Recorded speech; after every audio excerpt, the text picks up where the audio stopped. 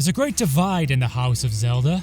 On one side, you have the purists, a zero-to-hero, linearly told, large dungeons and associated items, incremental progression as your limited gear bag fills and the story unfolds, with ultimate victory at the end of an arduous but reasonably length adventure. On the other side, the newcomer, an open-world enthusiast, squealing in a technically flawless sandbox, bite-sized shrines built for playing unrestricted, with more gear, more items, more crafting, all on a map so large and detailed, hundreds of hours barely scratch its surface. The purist thinks that the newcomer is a vain, greedy, cruel boy. The newcomer finds the purist to be an old man and a fool. Jesus. There's a great divide in the House of Zelda, but who is right?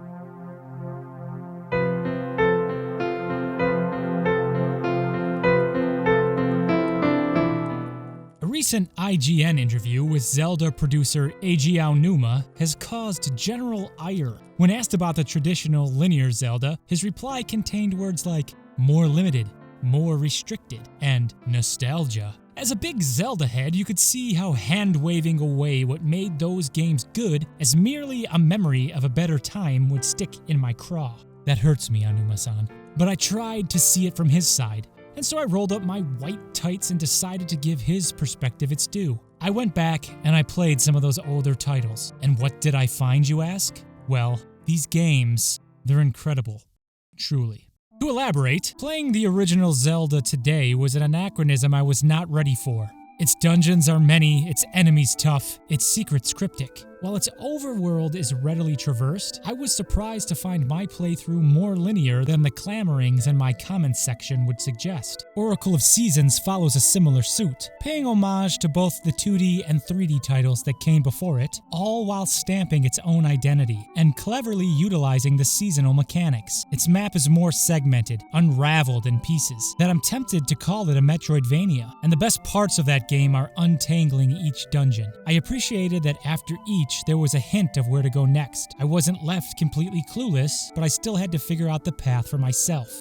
Ocarina of Time is a different animal. It's a game I'm rather familiar with, but it still has so much atmosphere and gravitas after all this time. And there was genuine exhilaration aflutter in my little green heart as I walked up to that first temple boss door as adult Link. Even in my 3 journeys over familiar ground, there was still so much I did not remember.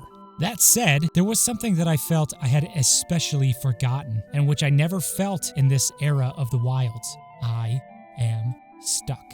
In the era of the Wilds games, you will get distracted, but you will not get lost. There is no putting down the controller because the way is obscured and your brow has become furrowed. No longer must you leave the confines of your gaming console to sit at a rain-soaked window and ponder your next move because you miss talking to that one NPC you don't know exists who has the only relevant bit of information you need. Or sleep perchance to dream of a solution to one particular puzzle in a dungeon you have to get through at some point or else you can't progress. And replaying these traditional Zelda games, I have come to appreciate this fact about the era of the Wilds games. And while shooting eyes, aligning blocks, other solutions bordering on Metroid levels of obscurity, and not being able to solve everything in a particular area at that exact moment are elements some consider past their prime, I also appreciated that they could not be so easily cheesed. When Aonuma claims we want some return to form to his old games as appeals to nostalgia, that is a disservice to the portions of those games that are indeed excellent, either as design choices or as visuals,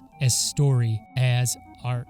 There are many great elements in the old Zelda games. There are many great elements in the new Zelda games. But if you call this outdated, but praise this as peak exploration without realizing they're the same puzzle, then how can we talk about what it takes to make the best Zelda game? So which is right? Which Zelda is better? You and Mr. YouTube are not gonna like this because it's not sexy or spicy or borderline pathological. My feelings are thus. Is old Zelda better when it's restrictive and linear? Yes, sometimes. Is new Zelda better when it's open and variable? Yes, sometimes.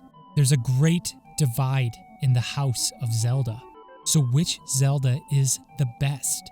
I honestly hope the answer is the next one. Our souls